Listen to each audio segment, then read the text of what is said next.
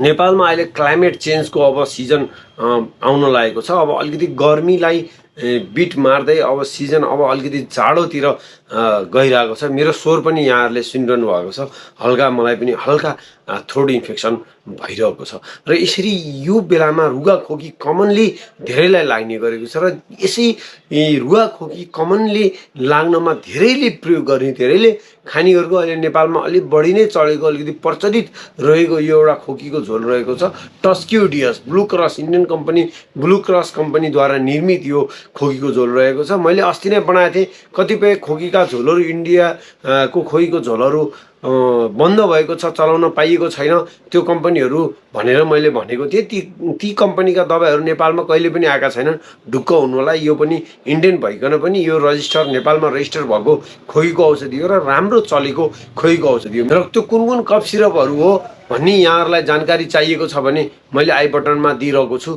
त्यहाँ क्लिक गरेर हेर्न सक्नुहुन्छ। मि सञ्जीव देवकोटा, निपुण च्यानल, स्वास्थ्य टिप्स। Welcome everyone. यो TusqDx एउटा खोकीको दबाई हो। यसमा के औषधिहरू रहेका छन् त नि यो खोकीको औषधिमा 5 ml बराबर के औषधि रहेको छ भन्दा एउटा रहेको छ डेक्स्ट्रोमेथोफान भन्ने औषधि रहेको छ। डेक्स्ट्रोमेथोफान हाइड्रोब्रोमाइड भन्ने औषधि 15 mg रहेको छ। त्यस्तै गरी क्लोरफेनिरामाइन भन्ने औषधि रहेको छ, त्यो 4 mg रहेको छ।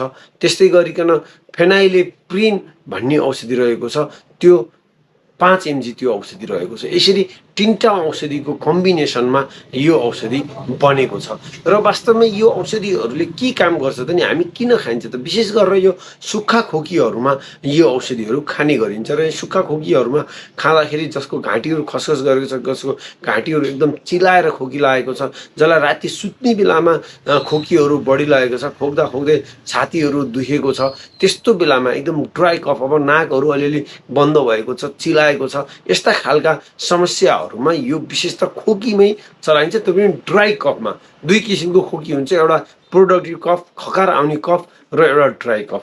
यो एकदम ड्राई कफ, सुक्खा खोकी जसलाई लागेको छ, कफ आएको छैन, घाँटी चिलाएको छ, त्यस्तोमा यो चलाइन्छ। विशेष गरेर CPM, क्लोरोफेनिरामाइन र फेनाइलेप्रिन भनेको एन्टिहिस्टामिन। यो हाम्रो शरीरमा जुन चिलाएर छ नि, घाँटीहरू चिलाउनेमा एन्टिहिस्टामिन, हाम्रो शरीरमा हिस्टामिन भन्ने तत्त्व निस्कियो भने, बढी भयो भने चिलाउने गर्छ। यही हिस्टामिन भन्ने तत्त्वलाई उत्पादनमा हाम्रो शरीरमा यसले कमी ल्याउने गर्छ। डेक्स्ट्रोमेथोफान भन्ने औषधि भनेको एन्टिटुसिभ औषधि हो। यसले के गर्छ भन्दा खोकी जुन हाम्रो ब्रेनमा खोकी लाग्दैछ है भन्ने संवेदना जुन पुगिरहेको हुन्छ, त्यही संवेदनालाई ब्लक गरिदिन्छ। र त्यसरी संवेदनालाई ब्लक गरिसकेपछि खोकी लागेको संवेदना ब्रेनसम्म पुग्न पाउन र मान्छेले नखोक्ने गर्छ। यसरी यसले काम गर्ने गर्छ यो 2टा औषधिले।